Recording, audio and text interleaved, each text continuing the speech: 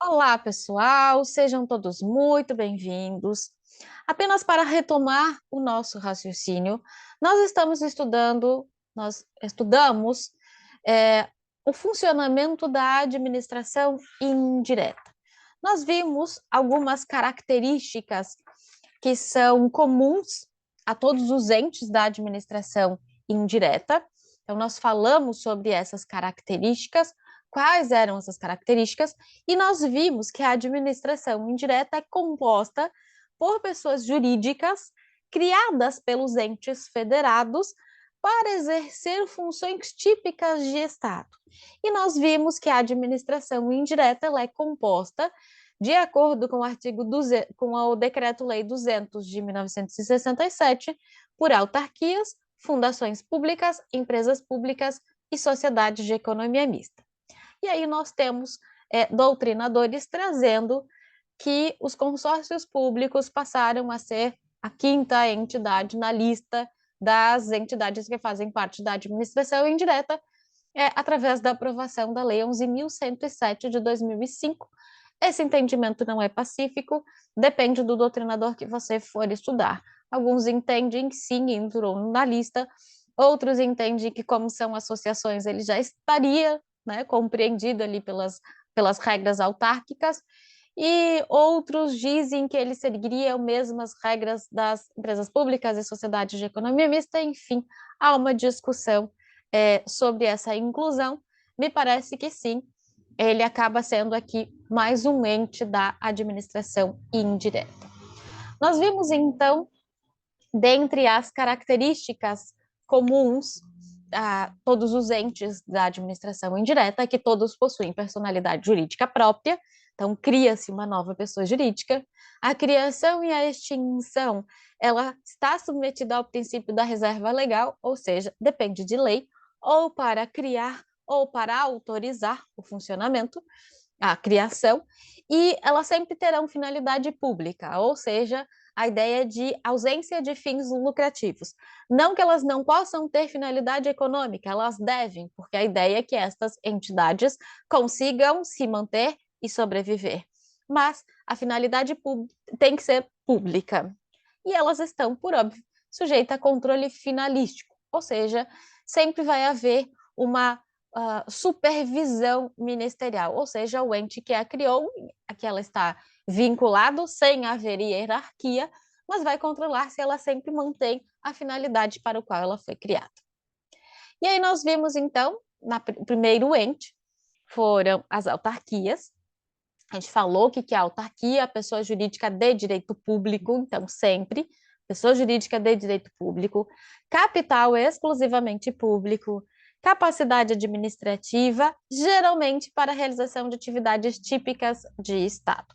As autarquias, a sua criação e extinção é sempre por lei, ela sofre controle interno por meio de suas próprias ouvidorias e controladorias, mas também o controle externo exercido pelo Tribunal de Contas e pela entidade criadora em relação à sua finalidade.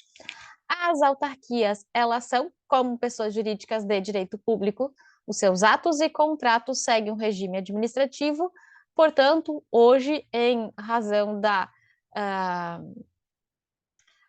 revogação da Lei 8.666, hoje a lei que rege os contratos administrativos das autarquias, a Lei 14.133 de 2021. Como elas são pessoas jurídicas de direito público, a responsabilidade civil objetiva, as ações contra as autarquias prescrevem em 5 anos, e nós vimos que os bens das autarquias são bens públicos, e aí nós vimos que eles são impenhoráveis, imprescritíveis e inalienáveis, ok? A não ser que sejam dominicais. Os débitos judiciais, eles seguem o regime de precatórios, e elas têm ali, por conta do regime jurídico de direito público, elas possuem alguns privilégios processuais e de imunidade tributária. O regime de pessoal, em regra, como as autarquias são pessoas jurídicas de direito público, em regra, elas são regradas por estatuto, e aí são servidores públicos, portanto, estatutários. Pode ocorrer de uma autarquia ser fundada e optar pelo regime seletista. Isso vai depender da lei criadora, certo? O detalhe é que, sendo seletista ou estatutário, todos seguem o mesmo regime. Eu não tenho mistura ou alternância de regimes. Em regra, as autarquias têm regime estatutário, beleza? Pois bem, e aí nós temos algumas espécies de autarquias, as chamadas autarquias em regime especial. Tá? Algumas autarquias, essas que nós vimos, são as comuns, é, são as autarquias comuns, em que os diretores, eles possuem cargo em comissão. Então, eles são escolhidos pelo chefe do Poder Executivo. E aí nós temos algumas autarquias em regime especial, porque elas têm ali um regime legal diferenciado, elas têm mais liberdade em face dos entes da administração direta, enfim. Então, nós temos o que nós vimos, as autarquias comuns, e agora passamos a falar um pouquinho sobre as autarquias em regime especial. Primeiro, as autarquias profissionais, que são os conselhos de classe, né? Tem natureza de autarquia federal. E, então, todos os conselhos de classe, os conselhos profissionais, eles são considerados autarquias e todo o regime que nós vimos até agora para a autarquia se aplica a eles, exceto para a OAB, que possui um regime diferenciado. E aí sim, um primeiro exemplo de autarquias em regime especial, nós temos as autarquias culturais, que são as chamadas, que são as universidades públicas. Por que elas são consideradas autarquias em regime especial? Porque elas têm uma forma diferenciada de escolha do dirigente máximo, que é o reitor. Então, o reitor é sempre indicado pelos próprios membros da entidade, então ele é escolhido pelo corpo docente, discente e servidores.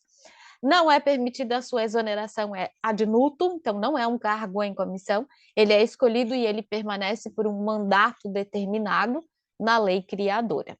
Então, eles têm. E elas têm autonomia pedagógica. A Constituição estabelece que elas têm essa autonomia didático-científica, certo? Justamente para que elas possam estabelecer a forma de condução dos seus trabalhos. Então, as autarquias culturais, que são as universidades, elas são consideradas autarquias em regime especial. Além das autarquias culturais, a gente tem também como autarquias em regime especial as agências executivas. O que são as agências executivas? Gente, uma agência executiva, se um dia vocês ouvirem o termo é uma agência executiva é uma autarquia ou é uma fundação pública que ela recebeu, por iniciativa da administração direta, status de agência executiva. Ela vai nascer como uma...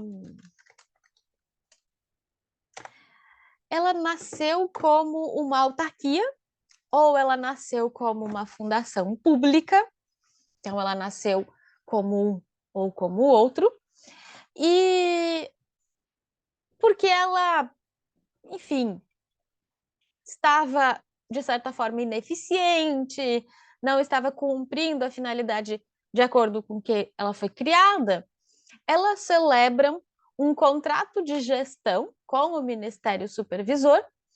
No momento que ela celebra esse contrato de gestão, ela recebe como se fosse imaginem um certificado. Agora você, enquanto você tem o contrato de gestão assinado, você recebe um status de agência executiva. Vamos pensar assim, uma entidade, uma autarquia, ela está ali, ela foi criada, né, como autarquia, e ela é uma autarquia, só que ela está passando por problemas, e aí o ministério, a administração direta criadora, chega para ela e diz, olha, vem cá, vamos assinar um contrato de gestão, e aí eu vou te ajudar a você ser eficiente. A partir do momento que ela diz, ok, eu assino o contrato, assinou o contrato de gestão, é como se ela ganhasse um certificado dizendo, a partir de agora você é agência executiva. Então, ela nasce como autarquia e ganha um status de agência executiva, tá? Visando ali uma maior eficiência, uma redução de custos. Tem alguns doutrinadores que criticam porque, poxa, ela está ganhando um prêmio por ser ineficiente. Mas, enfim, não vamos entrar nesse debate. A questão é, ela assina o contrato de gestão, ela ganha esse status, ela sobe. Acabou, extinto o contrato de gestão, ela volta a ser uma autarquia comum. Quais são os requisitos necessários para que uma autarquia comum possa atingir o status de agência executiva? Primeiro, a autarquia ou fundação precisa ter um plano estratégico de reestruturação e de desenvolvimento institucional em andamento, ok? Ela precisa celebrar contrato de gestão com o respectivo ministério, né? Justamente que visa dar a essas pessoas jurídicas maior autonomia, maior verba. Então, esses contratos, eles devem ser celebrados com periodicidade mínima de 1 ano, e eles vão estabelecer ali os objetivos, as metas, os indicadores de desempenho da entidade, os recursos necessários, os critérios e os instrumentos para avaliar o seu cumprimento. Então, cumpridos os requisitos legais, cumpridos os requisitos, a agência executiva, ela vai receber a qualificação, a autarquia ou a fundação vai receber a qualificação de agência executiva. Esta qualificação é feita por ato do presidente da República, né? Então, ato dele, falando aqui numa autarquia ou fundação pública federal. E aí, o Poder Executivo ele vai ditar ali medidas de organização administrativa, conferindo maior autonomia de gestão e disponibilidade de recursos orçamentários e financeiros. Então, nós temos aqui a autarquia, ela nasce como autarquia ou como fundação, elabora um plano de reestruturação, assina um contrato de gestão e aí ela recebe o status de agência executiva. Então, é uma qualificação dada a autarquias ou fundações que celebrem com o órgão supervisor um contrato de gestão. Os requisitos, precisa preencher os requisitos, e a qualificação é feita em ato do presidente da República. Tudo isso, gente, para aumentar a eficiência desta autarquia ou fundação pública. As regras para receber a qualificação, essas regras elas estão previstas na Lei 9649 de 98. Lá nos artigos 51, o artigo 52 vai trazer os requisitos lá do plano estratégico, enfim. A ideia aqui dessa qualificação é garantir que a entidade consiga alcançar maior eficiência na operacionalização das suas atividades, tá? Não há qualquer alteração na sua finalidade. É justamente para que ela consiga ser mais eficiente, ela consiga atingir a finalidade ali da melhor forma possível. Então, essa é a nossa agência executiva. É uma qualificação. No momento que finaliza,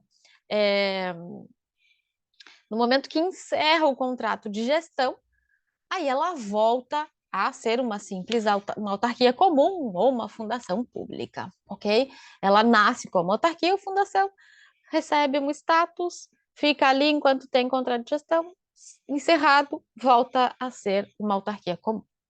Beleza? Essa nossa agência executiva, uma autarquia em regime especial.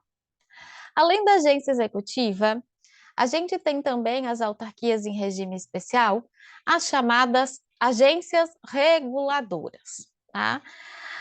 A criação das agências reguladoras ocorreu por meio do Programa Nacional de Desestatização. Veja, gente, é um programa de desestatização, não é privatização. A privatização é uma das formas de desestatização, mas tem outras. Ela surgiu principalmente ali quando o governo resolveu desestatizar linhas telefônicas e outros serviços. E aí, como queria se passar para a iniciativa privada a prestação de determinados serviços públicos, o governo pensou, ok, vou passar para a iniciativa privada a prestação destes serviços, mas eu tenho que ficar de olho para que elas não saiam da linha. E aí, justamente para fiscalizar como a iniciativa privada estava prestando esse serviço, ou iria prestar esse serviço, então foi criada a figura da agência reguladora, justamente para verificar se o serviço ia ser prestado de forma adequada, se elas não iam extrapolar a prestação, as regras aí, prejudicar a coletividade, a sociedade, que era a recebedora desses serviços públicos, que agora seria prestado pela iniciativa privada. Essa foi a origem da agência reguladora. Ah, ok, iniciativa privada, estamos passando o serviço público para você, mas nós vamos continuar te fiscalizando, para que você não faça nada irregular e preste o serviço da melhor forma possível para a coletividade. Então, foi nesse plano, o Programa Nacional de Desestatização, passou-se para a iniciativa privada algumas atividades que eram dispendiosas para o Estado, e aí a iniciativa privada ela começou a prestar os seus serviços, tá? Justamente para reduzir gastos, buscar maior eficiência.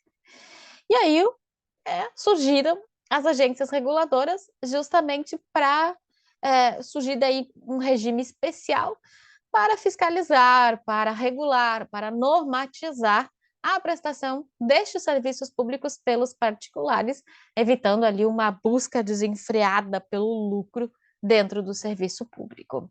Então, as agências, elas surgiram ali, são autarquias de regime especial, ela surgiu em razão do fim do monopólio estatal e ela faz a regulamentação, o controle, a fiscalização desses serviços públicos, atividades e bens que foram transferidos ao setor privado. Diferente da agência executiva, que nasce como autarquia ou fundação e ganha a qualificação de agência executiva, as agências reguladoras já nascem como agências reguladoras, tá? Ela já nasce como agência reguladora. A lei cria a agência reguladora. Ela é uma autarquia, mas ela é uma autarquia em regime especial. Ela nasce como agência reguladora com um regime especial, tá? Porque ela tem maior independência e maior autonomia em relação aos entes da administração direta. Ela executa suas atividades com maior liberdade de atuação. Mesmo que exista, sim, a supervisão ministerial, a mesma que existe para as autarquias comuns, nas agências reguladoras, mas elas têm uma maior liberdade de atuação. Tá? Então, elas têm ali uma maior autonomia administrativa. Então, ela pode solicitar diretamente ao Ministério autorização para realização de concurso público, provimento de cargos. Então, ela tem ali uma maior autonomia administrativa. A gente tem, né, três características que realmente diferenciam a agência reguladora das autarquias comuns. Primeiro, ela tem maior independência, né? Maior autonomia, maior liberdade para a sua atuação. Segundo, que ela tem, dentre os requisitos legais, a Lei 9986 de 2000 traz para as agências reguladoras a nomeação diferenciada dos dirigentes, a chamada investidura especial dos dirigentes. Como assim? Os dirigentes das agências reguladoras, eles possuem esta investidura especial. Eles são nomeados pelo presidente da República, sim, essa continua, porque as demais autarquias também nomeados pelo presidente, só que aqui a nomeação do diretor, do dirigente da agência reguladora, depende de aprovação prévia do Poder Legislativo, ou seja, precisa de aprovação prévia do Senado Federal. Além disso, eles têm mandato com prazo fixo, é um mandato certo, contrário das demais autarquias em que os dirigentes são comissionados e aí são exoneráveis ad nutum, né? Aqui não. Esses dirigentes têm mandato de prazo certo, tem prazo fixo, que vai variar de acordo com a lei de cada agência reguladora. Tá? Então, cada lei que criou a agência reguladora vai definir o prazo do mandato do dirigente. Geralmente 4 anos, mas pode ter mandato diferenciado, não tem problema nenhum.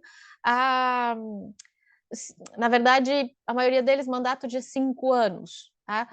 Vedada a recondução. Então, não tem reeleição aqui para dirigente. Mas, via de regra, o prazo do mandato é de 5 anos, mas pode ser que alguma lei de alguma agência reguladora estabelece um prazo diferenciado. Tá? Pode ser. E aí, essa pessoa ela tem ali algumas situações em que é vedada, ela não pode ser indicada, tem que preencher uma série de requisitos. Além disso, quando o dirigente ele deixa a agência reguladora, ele tem que cumprir um período que é chamado de quarentena. Ou seja, durante esse determinado período, ele não pode exercer atividade na iniciativa privada dentro do setor ao que estava vinculado. Tá? Então, vejam, como assim? Isso tudo, gente, você encontra na Lei 9986 de 2000. Imaginem que é o dirigente da Anatel, que é a de comunicação, né? De telefonia. Então, ele foi dirigente da Anatel. Ele deixou esse cargo, ele não pode trabalhar nessa área durante o período de quarentena que vem estipulado na própria lei. Então, ele não pode exercer. Geralmente, o período de 6 meses, às vezes é um ano, depende a lei da agência reguladora, ele não pode atuar, então, exercer atividades em empresas reguladas pela agência que ele dirigia anteriormente. Isso não é fácil, né? Porque ele detém todo o conhecimento e funcionamento da agência, ele vai trabalhar na iniciativa privada com esse privilégio. Então, para evitar isso, ele tem que cumprir o período de quarentena. Tá? Pode ter a regra é 6 meses, mas pode ter prazos diferentes. Por exemplo, a ANEEL, a ANS e a ANP, nas suas leis de criação, estabelecem um prazo de 12 meses de quarentena. Então, esse prazo ele pode variar. E é justamente para evitar que esse ex-dirigente, né, seja contratado por uma empresa privada e ingresse nos quadros com as informações privilegiadas. E aí pode causar prejuízos à fiscalização, tá? Então, o ex-dirigente, durante o período de quarentena, de acordo com a lei, ele fica vinculado à agência, ele faz jus a uma remuneração compensatória, né? A do cargo de direção que exerceu, certo? Então, ele não pode trabalhar nessas empresas enquanto não finalizar o prazo de quarentena. Cada lei, cada agência precisa de uma lei criando. Então, a ANS teve uma lei criando, a ANP teve outra, a Anatel teve outra, cada uma tem a sua. A gente tem a lei geral, que é a lei 9986 de 2000. Mas para a criação de cada uma das agências reguladoras, precisou uma lei. Então, cada uma tem a sua lei e a gente vai lá. Quero saber qual é a lei que criou a Anatel. Vou pesquisar, vou descobrir qual é a lei e vou ver as regrinhas para a Anatel. Quero saber na ANP como funciona. Vou lá, vou pesquisar a lei que criou a ANP e verifico quais são as regras que devem ser observadas. Então, cada uma tem a sua lei específica, ok?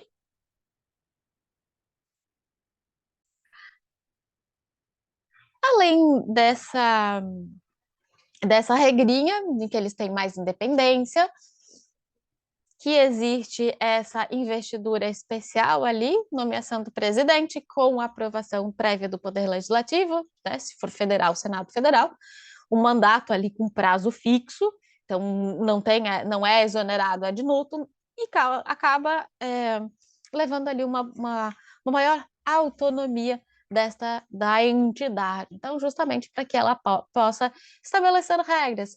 E aí, essas agências reguladoras, para o exercício da sua atividade de fiscalização, de regulamentação, ela tem poder normativo. O que é o poder normativo? Elas podem regulamentar, elas podem normatizar diversas atividades de interesse social, tá? E aí elas podem criar algumas normas ali que obrigam os prestadores de serviços a praticar algumas atividades, enfim, elas podem estabelecer ali regras para para uma melhor prestação de serviço ao interesse público. Tá? Então, a gente tem ali as resoluções, só que, claro, esse poder normativo das agências reguladoras de estabelecer essas regras, ele se restringe ao âmbito de atuação, vale para as prestadoras de serviços. Então, professora, eu tive um problema com o provedor da internet, ele não estava oferecendo os megas lá que eu assino, como que eu faço? Bom, você sim pode recorrer ao Poder Judiciário, mas você tem o processo administrativo ali recorrendo à Anatel para que ela verifique se realmente aquela prestadora de serviço está descumprindo as regras. Se estiver descumprindo as regras, ela pode ser punida. Então, a função dessas agências reguladoras é realizar esta fiscalização. Tá? Então, elas podem, às vezes, elas podem, inclusive, firmar parcerias com, né, convênios, enfim, justamente com esses órgãos de defesa do consumidor, para verificar quais as entidades, as prestadoras de serviços que recebem mais reclamações, e aí elas podem tomar as providências a partir destas informações. Então, é possível sim, tá? Elas podem estabelecer ali é,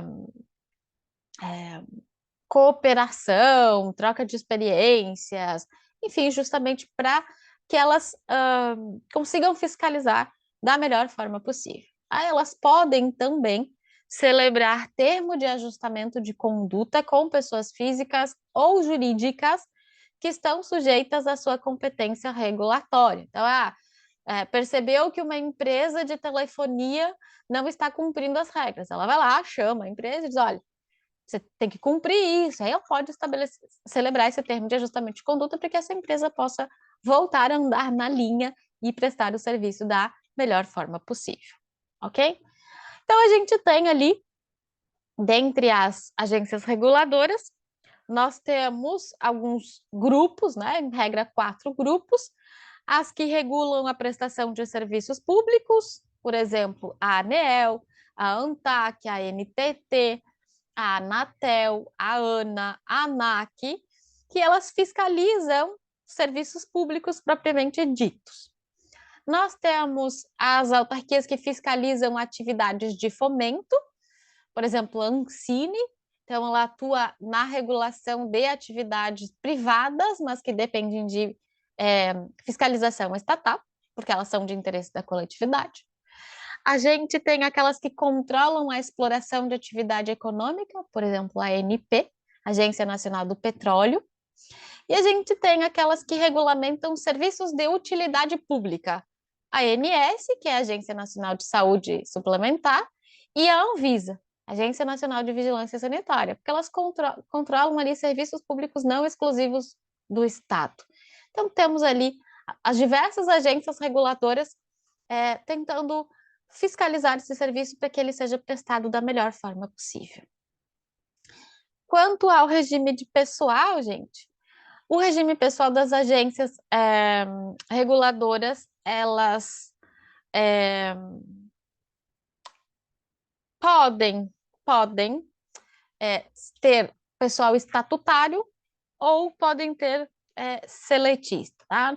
Na época que surgiram as agências reguladoras, era regime seletista. Tá? Quando surgiu a regra, estabelecia na Lei 9986 de 2000, a regra era seletista. Posteriormente, nós tivemos a Lei 10.871 de 2004, e esta lei definiu que as nomeações de servidores para as agências reguladoras deveria ser por concurso público e eles deveriam ser servidores estatutários, devendo criar plano de cargos e carreira e estabelecer ali as atribuições. Então, eles passaram a ter natureza estatutária. Então, pessoal, é concurso público, regime estatutário. No mais, ela obedece às normas hoje da Lei 14.133, Lei 8.666 foi revogada, então 14.133 de 2021, que é as licitações. Então, ela obedece à Lei Geral de Licitações. Bom, aqui então uma comparação. A agência reguladora é uma autarquia sob regime especial, mas ela já nasce como agência reguladora. As agências executivas, elas nascem como autarquias ou fundações públicas. Tá? As agências reguladoras exercem função normativa ou reguladora de serviço público que são prestados pelos particulares. E as agências executivas, elas exercem função de atividades típicas de Estado, que é uma autarquia ou uma fundação, certo? Vejam, a principal questão aqui é que a agência reguladora nasce como agência reguladora. A agência executiva, não. Ela assina um contrato de gestão e aí ela passa a ser qualificada como agência executiva. Alguma dúvida, pessoal? Então, entendido aqui as agências, as autarquias em regime especial, a gente passa para a nossa próxima entidade, que são as fundações. Gente, assim, antes de mais nada, eu preciso que vocês entendam que existem fundações. Primeiro, o que é uma fundação? Uma fundação é quando eu destaco um patrimônio, eu pego uma parte de um patrimônio, que pode ser uma casa, pode ser um terreno, pode ser um valor em dinheiro, pego um patrimônio, pode ser qualquer uma dessas coisas. E a partir desse patrimônio, eu crio esta entidade, que é a chamada fundação. Então, você vai pensar, uma associação é quando se reúnem pessoas e formam uma associação, que é a associação de pessoas. Uma fundação é quando eu tenho um patrimônio. Pode ser uma casa, um terreno, um carro, um X quantia em dinheiro, e com esse patrimônio eu crio a entidade fundação. Sim, tanto a associação quanto a fundação vai ter uma diretoria, geralmente no mínimo 4 pessoas, e vai ter os conselhos, conselho fiscal, às vezes conselho de administração, enfim, vai ter essa diretoria e esses conselhos. Qual é a diferença? É que uma associação é formada por uma reunião de pessoas. Às vezes se reúne a associação com zero dinheiro. Só as pessoas que se reuniram para fazer aquela associação. A fundação não. Ela já vem de um patrimônio. Esse patrimônio que forma a fundação, ele pode ser privado ou público. Então, quando você pensa assim, Fundação Xuxa Meneghel, a Xuxa pegou lá um valor, um X valor da conta dela, e ela disse, com esse dinheiro eu vou criar a Fundação Xuxa Meneghel. E ela botou lá esse dinheiro e criou a fundação, e agora a fundação tenta sobreviver. Pode pensar em várias outras, Fundação Pelé, Fundação Ayrton Senna. Essa fundação, então, eu pego um pedaço de patrimônio privado dessa pessoa e crio essa fundação. Pode ser quando ela ainda viva, pode ser depois morreu, pode ser deixado em testamento. Imaginem que o Ayrton Senna tenha deixado lá no testamento dele que um X valor da sua fortuna deveria ser utilizado para criar a fundação X para cuidar de crianças carentes. Ok, vai se pegar esse patrimônio e vai se criar essa fundação. Então, a fundação privada, ela é criada com dinheiro privado. A fundação pública, ela é criada com dinheiro público. Essa é a diferença. Aqui, em vez de ser uma pessoa específica que pegou uma parte lá do seu dinheiro, nós temos um dinheiro público. Imaginem que um prefeito lá de uma determinada cidade, ele diz, eu quero criar uma fundação da cultura. Então, ele encaminha um projeto de lei para a Câmara de Vereadores, separa ali a verba do orçamento, então na lei orçamentária ele vai disponibilizar, olha, eu estou separando o valor de R$500 mil para a criação da Fundação Municipal de Cultura. E aí vai para a Câmara de Vereadores o projeto de lei para que a Câmara de Vereadores ou crie a fundação, se ela tiver regime jurídico de direito público, aí essa lei cria a fundação, ou a Câmara de Vereadores vai aprovar o projeto de lei para autorizar a criação desta fundação, se ela tiver regime jurídico de direito privado, tá? Então, só para entender, é uma pessoa jurídica composta por um patrimônio personalizado destinado pelo seu fundador para uma finalidade específica. Como eu disse, ela pode ser pública ou privada, de acordo com a pessoa, o dinheiro pelo qual ela foi instituída. Se ela foi instituída pelo dinheiro privado, pelo particular, ela é uma fundação privada e ela é regida pelo direito civil. Ela não interessa para nós. Vocês estudam no direito civil a fundação privada.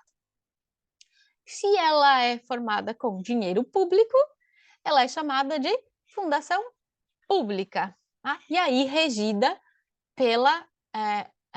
pelo direito administrativo, e ela, então, é um ente da administração indireta. A fundação privada, ela é de direito privado, então ela é lá do direito civil. A fundação pública, ela é sempre pública, porque ela nasceu a partir de um dinheiro público. Só que essa fundação pública, ela pode ter natureza, né? Regime jurídico de direito privado ou regime jurídico de direito público. Professora, o que significa isso? Quando eu digo que ela tem regime jurídico de direito público, eu quero dizer que para esta fundação eu vou aplicar todas as regras públicas, igual uma autarquia. Então, todas as regras que nós já vimos para a autarquia, eu vou aplicar para essa fundação pública de direito público. Então, ela vai seguir todas as regras. Regime de pessoal, contrato administrativo, lei de licitações, os bens vão ser públicos, responsabilidade objetiva, tudo isso se ela tiver regime de direito público. Por quê? Porque ela tem o benefício de ter um regime de direito público. Então, eu tenho que ter mais cuidado com ela. Já se ela, na hora que vai ser fundada, o fundador, né, ele pode dizer, não, ela é uma fundação pública, porque ela nasceu com dinheiro público, mas ela vai ter regime jurídico de direito privado. Ah, professora, então ela é igual a uma fundação privada? Não, ela é pública. O dinheiro para fundar ela é público. Só que o regime jurídico, ele vai se aproximar do direito privado. Ele não vai ser privado totalmente. Ele vai se aproximar. Ela vai ter uma maior facilidade de atuação, porque ela tem menos rigidez. As regras para ela são menos rígidas do que uma regra de uma fundação pública de direito público. Entendeu? Mas as duas são públicas. Só que uma tem um regime mais público e outra tem um regime mais privado. Não totalmente privado, mas ainda assim ela tem uma maior facilidade de atuação. Então vejam que eu posso ter fundação pública de direito público e eu posso ter fundação pública de direito privado. As duas são fundações públicas porque as duas o patrimônio é público. A fundação pública de direito público, ela é chamada de autarquia fundacional. Por quê? Porque se ela é de direito público, ela se assemelha a uma autarquia. Ela não é uma autarquia, ela é uma fundação pública, mas ela é muito semelhante a uma autarquia. Então, o nome dela é autarquia fundacional. Se vocês ouvirem o termo, ela é uma autarquia fundacional. Não é uma autarquia, é uma fundação de direito público, ok? Como ela é uma autarquia fundacional, a lei cria. Então, se o prefeito de uma cidade quiser criar uma fundação pública de direito público, ele manda um projeto de lei para a Câmara de Vereadores e esse projeto de lei, ele cria a fundação. No momento que que o projeto é aprovado e sancionado, a fundação já está criada, não preciso de outro procedimento. E aí, gente, ela vai ter as mesmas regras da autarquia. Tudo que a gente viu sobre a autarquia, eu aplico para a fundação pública de direito público. Privilégios processuais, fiscais, a responsabilidade objetiva, os contratos e os atos administrativos pela Lei 14.133, o regime de pessoal estatutário, os bens fundacionais são públicos. Então, tudo que a gente viu para a autarquia, eu aplico aqui na Fundação de Direito Público. Mas a gente viu que pode ser de direito privado. Não é que ela é privada, ela é pública, o patrimônio é público. Mas ela pode ser criada como pessoa jurídica de direito privado. E aí o nomezinho dela é Fundação Governamental, porque ela tem um regime jurídico de direito privado. Nesse caso, gente, o prefeito vai mandar o projeto de lei para a Câmara de Vereadores, mas não vai ser a lei não vai criar a fundação, porque o regime dela é de direito privado. Então, o que, que vai acontecer? Eu vou mandar o projeto de lei para a Câmara de Vereadores, autorizando a criação desta fundação. E aí, quando os vereadores analisam o projeto, eles aprovam o projeto, vem para a sanção do prefeito, a criação da fundação está autorizada. Ah, então o que, que precisa fazer agora? Precisa criar um estatuto e fazer o registro deste estatuto no órgão competente. A partir do registro deste estatuto no órgão competente, passa a existir esta fundação de direito, fundação pública, com regime jurídico de direito privado. E aí ela segue as mesmas regrinhas que as empresas públicas e sociedades de economia mista que a gente vai ver em seguida. O regime de pessoal não é estatutário, é seletista, então segue CLT, claro, com as devidas proporções, porque ela é uma fundação pública. Ela tem um regime híbrido. Por hora, ela se aproxima mais das regras públicas, por outro, ela vai parecida, se aproxima das regras privadas. Tá? Por exemplo, nos contratos. Às vezes, ela tem contratos administrativos, então se aproxima mais do regime público. Às vezes, ela tem contrato civil, então ela se aproxima mais do direito privado. Essa é depende, então, a fundação vai depender se ela é regime jurídico de direito público ou de direito privado. Os bens da fundação governamental, eu não posso dizer que todos eles são públicos. Da autarquia fundacional, sim, todos os bens são públicos. Aqui não. Aqui na fundação governamental, somente os bens atrelados à prestação de serviço público têm o privilégio de serem bens públicos. Os demais não são. Imaginem para vocês que no exemplo que eu falei para vocês, imaginem que o prefeito da cidade ele quer criar a Fundação Pública da Cultura, mas ele não quer que ela seja de direito público. Então, ele manda um projeto de lei lá para a Câmara de Vereadores, a Câmara de Vereadores aprova a criação da fundação, ele sanciona, está autorizada a criação. Aí, ele monta o estatuto, nesse estatuto vem todas as regrinhas de como vai funcionar essa fundação. E aí, digamos que o nome dessa fundação é FMC, Fundação Municipal da Cultura, FMC. Ela é uma fundação pública, porque teve dinheiro público, mas ela é de direito privado. Aí, digamos que a fundação, ela comprou 2 carros. Um carro é utilizado para prestar o serviço público de cultura. E o outro é utilizado para outras atividades, para atividades privadas da fundação. O carro que é utilizado para a prestação do serviço público de cultura, esse é bem público. Este não pode ser penhorado se alguém entrar com uma ação contra a fundação. Já o outro, que não é utilizado para prestação de serviço, ele não tem essa proteção e ele pode ser penhorado. Tá? Então, esse é o cuidado que a gente precisa quando fala de fundação pública.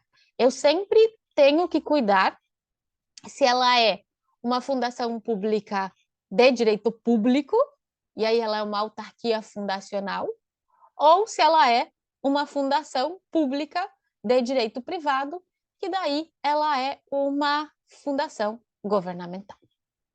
Ok? Não é a forma, é pelo uso. Se eu uso esse bem para a prestação do serviço da fundação, ele é bem público, é pelo uso, certo? Se eu adquiro ele, ele não tem utilização para a prestação de serviço público, aí ele não é considerado um bem público. Geralmente é pelo uso que eu dou para aquele bem. Geralmente, Geralmente, os bens que eu vou usar para prestação do serviço público são adquiridos através de licitação, com dinheiro público, e aí ele já é colocada a logo nesses veículos, então eu uso para isso. Mesmo sendo adquiridos com recursos públicos, se esses bens não estiverem atrelados à prestação do serviço público, eles não têm a proteção de bem público, ok? Ele não tem essa proteção. Bom, além disso, além das fundações, nós temos as chamadas empresas estatais. Quando você ouve falar o termo empresas estatais, nós estamos falando de empresas públicas e sociedades de economia mista. Então, empresas estatais é o gênero do qual fazem parte as empresas públicas e as sociedades de economia mista. Eu vou falar da característica comum de ambas, depois eu falo das diferenças, ok? Primeiro, tanto as empresas públicas quanto as sociedades de economia mista, elas são públicas, tá, gente? Porque elas são criadas em regra, com ou totalmente ou com parcela de dinheiro público. Elas são públicas, mas elas são pessoas jurídicas de direito privado. Lembra o que eu falei desta fundação aqui? Ela é pública, mas o regime jurídico é de direito privado. É que ela não pode ter um regime totalmente público. Ela, por vezes, o regime é misto, no caso, porque às vezes ela tem regrinhas mais de direito público e às vezes ela tem regrinhas mais de direito privado. Então, as empresas públicas e sociedades de economia mista, elas sempre serão pessoas jurídicas de direito privado, mas elas são públicas, elas só têm regime jurídico de direito privado. Elas integram a administração indireta e elas são a criação delas depende de autorização por lei específica. Então, o chefe do executivo vai mandar o projeto de lei para o legislativo dizendo autoriza a criação da empresa pública ou autoriza a criação da sociedade de economia mista. E aí, se aprovado o projeto, está autorizada a criação, mas não está criada ainda. Lembra que a autarquia, no momento que está aprovada a lei, ela está criada. Aqui não. Aprovou a lei, sancionada, autorizou a criação. Agora eu tenho que criar ou o estatuto ou o contrato e registrar no órgão competente. Aí depende do regime delas. Quando vocês estudarem societário, vocês vão entender. Depende do regime delas, se é do tipo de sociedade, se é uma sociedade anônima, se é uma sociedade limitada, porque elas são criadas como uma sociedade. Aí o registro é num órgão diferente. Para que tanto as empresas públicas quanto as sociedades de economia mista, elas podem ser de dois tipos. Elas podem ser criadas para prestar serviços públicos. Vou dar um exemplo. A Celesc. A Celesc é uma sociedade de economia mista que presta serviço público. Ou ela pode ser criada para desempenhar uma atividade econômica. A Petrobras. A Petrobras é uma sociedade de economia mista que desempenha atividade econômica. Então, isso quem vai definir é o ente criador. Eu preciso criar uma empresa pública para prestar um serviço público. Então, ele vai lá, faz o projeto de lei e pede autorização para criar. Não, eu preciso criar uma empresa pública para desempenhar atividade econômica. Manda o projeto lá dizendo que você quer criar. E aí, conforme aprovada a lei, eu vou criar a minha empresa pública ou a minha sociedade de economia mista, que pode ser prestadora de serviço público ou ela pode desempenhar atividade econômica. Então, a gente tem, por exemplo, de empresa pública, prestadora de serviço público, o Correio. O Correio é uma empresa pública prestadora de serviço público. A Caixa Econômica Federal é uma empresa pública exploradora de atividade econômica. O Banco do Brasil é uma sociedade de economia mista exploradora de atividade econômica. A Petrobras é uma sociedade de economia mista exploradora de atividade econômica. A Celesc é uma sociedade de economia mista prestadora de serviço público. Então, professora, como que eu sei o que é uma ou outra? Tem que ir lá procurar a lei que autorizou a criação para saber o que ela é. Pelo nome não dá. Pelo nome não dá. Assim, não tenho como saber se é ou se não é. Que tipo, se é uma empresa pública ou uma sociedade de economia mista, só pelo nome. Como eu disse para vocês, o regime jurídico delas é híbrido ou misto. Ora se aproxima mais do direito público, ora do direito privado. Se ela é prestadora de serviço público, o regime jurídico dela é mais de direito público. Se ela é exploradora de atividade econômica, é mais de direito privado, porque ela está ali dentro de uma atividade privada, tá? Mas as duas são públicas, certo? É que a prestadora de serviço público, ela tem mais regime público, porque ela presta um serviço público. A exploradora de atividade econômica, ela está ali mais para regular mercado. Então, ela tem regrinhas mais próximas ao direito privado. Tanto a criação quanto a extinção delas depende de lei específica que autoriza a criação. Então, a lei vai autorizar a criação. Vou ter um ato constitutivo, que pode ser um estatuto ou um contrato, e vou realizar o registro deste ato constitutivo no órgão competente. Ela não nasce só com a lei, eu preciso desse ato constitutivo. E elas podem ter as subsidiárias, desde que a lei autorize. Então, a lei autoriza que ela crie subsidiárias, pode criar. Tanto a sociedade de economia mista quanto as empresas públicas, elas sofrem controle interno e externo. Por quê, gente? Porque tem dinheiro, tem recursos públicos nas duas. Então, sim, ela tem controle interno, tem lá a ouvidoria do Banco do Brasil, a ouvidoria no Correio, e tem um controle externo, que é realizado pela entidade criadora e é realizado pelo Tribunal de Contas. Todas as vezes que eles usam recursos públicos, tem que prestar contas para o Tribunal de Contas. Então, elas têm esse controle também. Como elas têm regime jurídico híbrido, elas fazem licitação. Hoje, a licitação para as empresas públicas e sociedades de economia mista tem uma lei específica, que é o chamado Estatuto das Empresas Públicas, que é a lei, eu vou colocar aqui para vocês, deixa eu abrir um negocinho para escrever. A lei de licitações dela é a 13.303 de 2016. Essa é a leizinha das licitações delas, não é a lei geral de licitações. Então, as empresas públicas e a sociedade de economia mista, elas precisam fazer licitação, mas elas seguem a regra aqui da lei 13.303. É uma regra diferenciada para elas.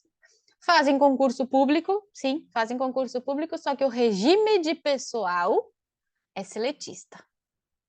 Todos aqueles que são concursados nas empresas públicas e na sociedade de economia mista têm regime seletista, diferente lá da autarquia, que é estatutário. Aqui eles são seletistas. O que isso significa? Que eles são detentores de emprego público.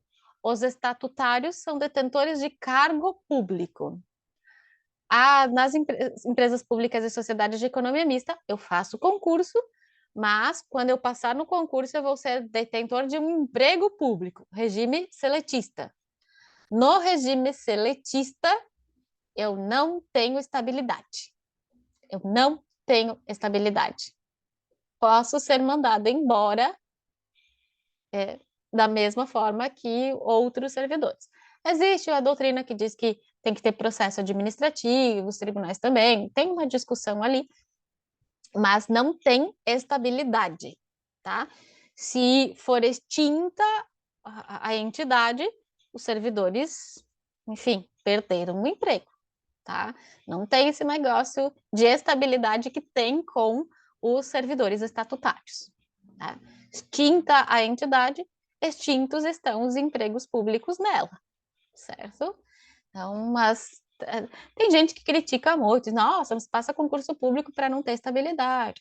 Claro que é mais difícil, não é igual a iniciativa privada que simplesmente chega lá o chefe e diz, você está demitido. Não, tem todo um procedimento para se fazer, mas não tem estabilidade. Não é porque fez concurso público para a Caixa Econômica Federal que você tem estabilidade, porque não tem. Só tem estabilidade quem for detentor de cargo público, tá? Que fez concurso, pessoa jurídica de direito público, que o regime é estatutário. Aí é cargo. Os que trabalham nas empresas públicas e sociedades de economistas são seletistas, detentores de emprego, tá? Então, regime ali de emprego. Como eu disse, licitações e contratos segue a lei das empresas estatais, a lei. Opa. Qualquer uma pode ser extinta. A criação, extinção, autorização em lei. Então, posso autorizar a criação e posso autorizar a extinção. E geralmente é feito como é que eu vou dizer? Geralmente eles estipulam ali um plano para as pessoas para os empregados, enfim, tem que fazer todo um cálculo, justamente porque essas pessoas vão deixar de ter este emprego, enfim, mas não tem problema, elas podem ser criadas e extintas de qualquer forma, por meio de lei. Então, lei das empresas estatais, para sociedade de economia mista e empresas públicas, regime de pessoal, como eu disse, seletista, mesmo sendo detentores de empregos, eles são agentes públicos, tá? Vocês vão estudar quando chegarem na parte de agentes públicos, vocês vão ver que agente público é bem amplo o conceito. Inclusive, os empregados das empresas estatais são agentes públicos, então eles respondem por improbidade administrativa. Essa lei aqui, 8429 de 92, ela é a lei da improbidade administrativa. Então, uma pessoa que trabalha, por exemplo, no correio, se cometer um ato, desviar bens do correio, enfim, ele pode responder por improbidade administrativa, tá? E são selecionados por concurso público, os dirigentes são escolhidos pelo chefe do executivo, cargo em comissão. Então, eles são nomeados pelo chefe do executivo. E aí pode ser nomeado e exonerado a qualquer momento. Estas empresas estatais, elas não gozam de privilégios fiscais diferentes do setor privado. Lembra que a autarquia tem lá todos os privilégios, as empresas públicas não. Elas não estão sujeitas à falência, tá? Em recuperação judicial, não estão sujeitas a esta situação. Então, empresas públicas e sociedades de economia mista não estão sujeitas a processo de falência, que é para empresas da iniciativa privada, tem toda uma discussão ali, porque tem doutrinadores que dizem que era só para as prestadoras, mas enfim, estão excluídas, tá? Sendo elas prestadoras de serviço público, sociedade de economia, seja ela exploradoras de atividade econômica, não estão sujeitas a regime de falência, que é a Lei 11.101. Em relação à responsabilidade, gente, aqui tem que ter um cuidado, tá? Cuidado aqui. Se a sociedade de economia mista, empresa pública, for prestadora de serviço público, a responsabilidade é objetiva. Então, o Correio, como ela é uma empresa pública, prestadora de serviço público, o Correio responde de forma objetiva. As exploradoras de atividade econômica, a responsabilidade é subjetiva. Então, por exemplo, o Banco do Brasil é uma sociedade de economia mista que explora atividade econômica. Nesse caso, a responsabilidade dele é subjetiva. Então, para saber se é uma responsabilidade objetiva ou subjetiva, tem que pesquisar se ela é prestadora de serviço público ou exploradora de atividade econômica. Então, vou olhar o que ela é. Objetiva, lembra, não precisa demonstrar dolo e culpa. A responsabilidade subjetiva precisa demonstrar dolo ou culpa. Por exemplo, está vindo o carro dos Correios, fura o sinal vermelho e bate no carro de vocês. Você não precisa provar que o motorista agiu de forma imprudente, cruzou o sinal vermelho. Não. Foi o carro da prefeitura e ele bateu no meu. Carro da prefeitura não, o carro do Correio bateu no meu. Dano, nexo causal, conduta, nexo causal, dano, responsabilidade objetiva do Correio. Agora, se foi o carro do Banco do Brasil, aí você tem que mostrar, olha, o motorista, de forma imprudente, cruzou o sinal vermelho, e aí bateu no meu carro. Então, você tem, a questão é um pouquinho mais complexa. Então, para as exploradoras de atividade econômica, a responsabilidade é subjetiva. Em relação aos bens, aqui também, as prestadoras de serviço público, Correio, se estiverem atrelados à prestação de serviço público, se eu uso aquele veículo do Correio para entregar as correspondências, para prestar o serviço, ele é público. Se eu uso para outra finalidade, ele é um bem privado. Por exemplo, se o Correio tem lá uma casa e ele usa esse imóvel para funcionar a agência do Correio, esse imóvel é bem público. Se ele tem lá um terreno baldio, que é dele, mas está lá sem uso, esse bem não é considerado bem público. Então, nas prestadoras de serviço público, os bens que são utilizados para a prestação de serviço público são bens públicos. Os outros não. Já as exploradoras de atividade econômica, os bens são privados, não tem qualquer garantia. Então, se você entrar com uma ação contra o Banco do Brasil, pode penhorar o bem, que eles são bens privados, tá? E aí sim, qual que é a diferença entre empresa pública e sociedade de economia mista? Vamos lá. Diferenças. Primeiro é a forma jurídica.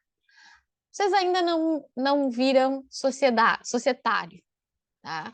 Mas vocês vão ter aula de societário e vocês vão descobrir que a gente tem várias espécies societárias. Ela pode ser sociedade anônima, ela pode ser limitada, pode ser comandita por ações, comandita... Enfim, pode ser sociedade simples ou sociedade empresária. Tem várias formas.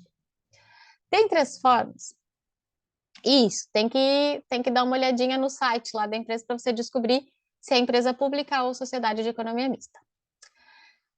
As sociedades de economia mista, gente, sempre são sociedades anônimas, tá? Então, Banco do Brasil é sempre sociedade anônima, a Petrobras é SA, a Celesc é SA, a Companhia Águas de Joinville é SA. Todas as sociedades de economia mista são SA, sempre, tá? Não tem outra, elas obrigatoriamente assumem a forma de sociedade anônima, ou sociedade por ações, tá? O nome é o mesmo. E elas são reguladas por essa lei aqui, 6404 de 76.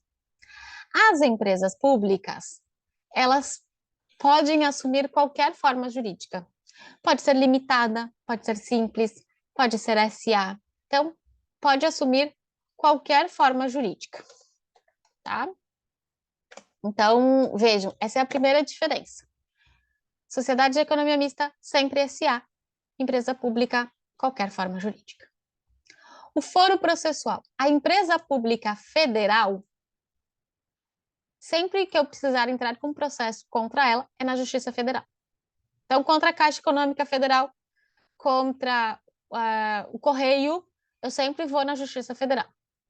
As demais, gente, empresa pública, estadual, distrital, municipal e sociedade de economia mista, federal, estadual, distrital, municipal, na Justiça Estadual. A única coisa que você vai lembrar é que a empresa pública federal é na federal, o resto é na estadual. E por fim, de diferença, a composição do capital, gente. Sociedade de economia mista, ó, misto. O que significa o mista? Que o capital é misto. Eu tenho capital público e privado. Só que a maioria do capital votante deve permanecer à União ou à entidade da administração indireta federal. Ou seja, a maior parte do capital votante, ele tem que fazer parte ali a esta entidade da administração direta ou indireta. Além disso, eu posso ter capital privado. Quando você compra ações da Petrobras, é capital privado. Só que o capital votante pertence à União ou à entidade da administração direta. Então, ele fica com o governo, com a administração pública, a maioria do capital votante. Mas abre-se o capital para iniciativa privada. Então, por isso que você compra ações da Petrobras. Por isso que você pode comprar ações do Banco do Brasil, porque ele tem capital misto, público e privado. Isso não acontece com a empresa pública. A empresa pública, o capital é exclusivo estatal. Tá? A gente admite dinheiro de estatais de direito privado. Por exemplo, uma outra empresa pública pode colocar dinheiro na empresa pública que está sendo feita. Mas eu não abro para pessoas de direito privado. Tá? E a maioria do capital votante também tem que pertencer à União, se ela for federal. Mas você vai lembrar, sociedade de economia mista, capital misto. Empresa pública, capital exclusivamente estatal. E essas, então, as principais diferenças. Tem uma tabelinha aqui para vocês, ó. Na empresa, as duas têm características comuns, personalidade jurídica de direito privado, sujeitas a controle estatal, a autorização e extinção por meio de lei específica, o regime de pessoal é seletista, quando presta serviço público, um regime mais de direito público, quando explora atividade econômica, mais de direito privado. A empresa pública, o capital 100% público, foro processual na Justiça Federal, e pode assumir qualquer forma jurídica admitida no direito. Já a sociedade de economia mista, composição do capital é misto, público e privado, o foro processual é na Justiça Estadual, e ela sempre adquire a forma jurídica de sociedade. Essa, então, as nossas empresas públicas e sociedades de economia mista. Alguma dúvida, pessoal?